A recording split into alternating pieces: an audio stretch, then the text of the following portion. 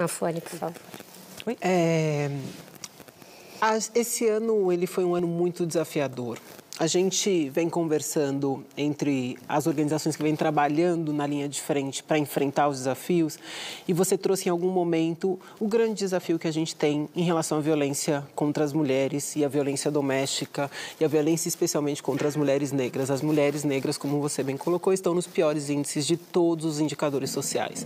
Então, o que a pandemia nos trouxe como possibilidade foi abreviar as respostas, trabalhar coletivamente e construir, de fato, redes que eram redes que elas não necessariamente se colocavam. Então, você trouxe a referência em relação às empresas. O que eu vejo é que você tem um conjunto de empresas, de organizações da sociedade civil que falaram, bom, 1 mais 1 tem que dar 3.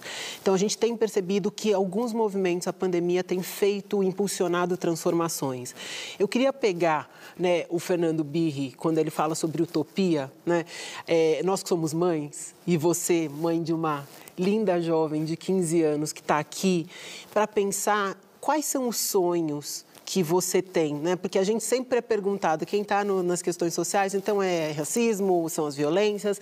Eu queria que você contasse sobre os seus sonhos, sobre o que você acredita, não só para você, mas como sociedade, né? Eu queria que você trouxesse um pouco dessa perspectiva para a gente pensar juntos aqui esse projeto de país e essa possibilidade de utopia que a gente vai percorrer aí para os próximos anos. É uma excelente pergunta, porque está num momento, né, Mafone, de pandemia, que as mulheres negras são as que mais estão sentindo o peso economicamente da pandemia, e isso precisa ser dito. Né? E num momento que a gente tem um governo que não está prestando socorro nenhum às empreendedoras, às microempresas, e o quanto que essas mulheres, de novo, estão tendo que se virar. Estão tendo que trazer toda a sua sabedoria de botar mais água no feijão, que a gente sabe que é botar mais água no feijão para poder render, né? Ou como a mãe do meu babalorixá, Rodney William, a Pipo, que fez a passagem, infelizmente, por conta do Covid, que errava o primeiro bolo para solar, para levar o bolo para casa, porque ela era empregada doméstica, para alimentar os seus filhos.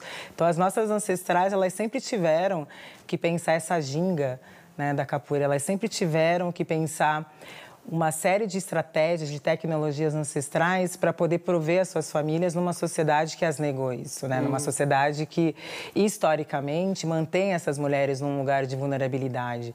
Né? Elas tiveram que dizer que Ogum era o marido delas para que elas pudessem se sentir protegidas e para que elas pudessem proteger os seus filhos, por exemplo.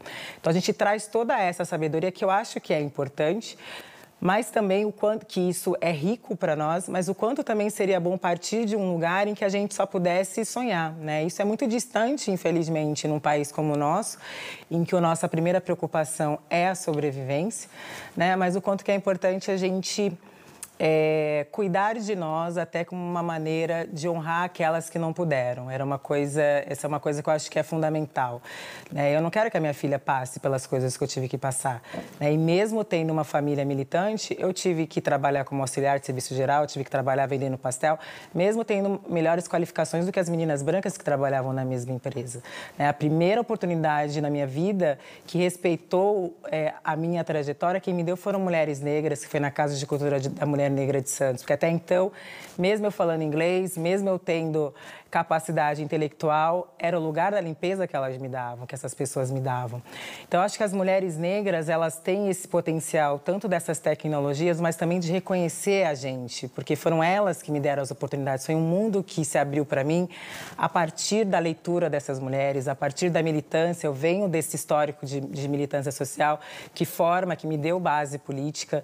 E eu acho que para as próximas gerações, né, o que a gente trabalha é para que elas possam sonhar. Eu não quero que a minha filha tenha que limpar, como minha mãe dizia, ou meu pai, limpar a casa para branco. Eu não quero isso. E não porque seja vergonhoso, mas porque eu quero de fato que ela tenha oportunidades para isso.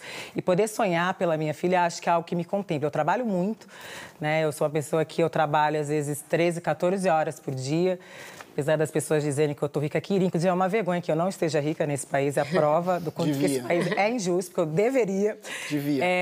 Mas eu trabalho muito porque, de fato, eu também acho, não só para mim, porque o meu trabalho ele é coletivo, objetivo, ele é um trabalho que ele tem impacto na sociedade, mas também porque eu quero que a minha filha, Tulane, possa sonhar, né? O nome dela significa a pacífica, e ao contrário do que as pessoas pensam, pacífico não tem nada de passivo. Pacífico é aquele que faz a paz acontecer, nem que para isso ele tenha que guerrear, né? Então, eu acho que eu venho de uma tradição, de uma dinastia de lavadeiras, de empregadas domésticas que me ensinaram esse valor do trabalho, mas também que me ensinaram que era importante eu cuidar de mim, que é algo que hoje eu consigo fazer, que minha mãe não pôde, que minha avó não pôde.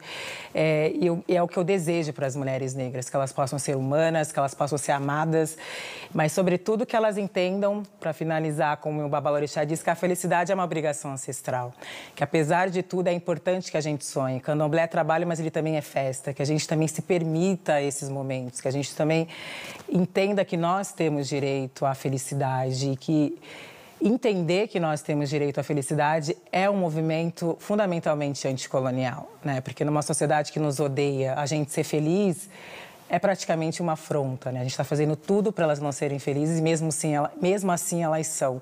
Então, eu acho que a gente precisa resgatar o que as nossas ancestrais nos ensinaram para poder sonhar, mas, sobretudo, para entender que a gente tem o direito à felicidade. Tá certo.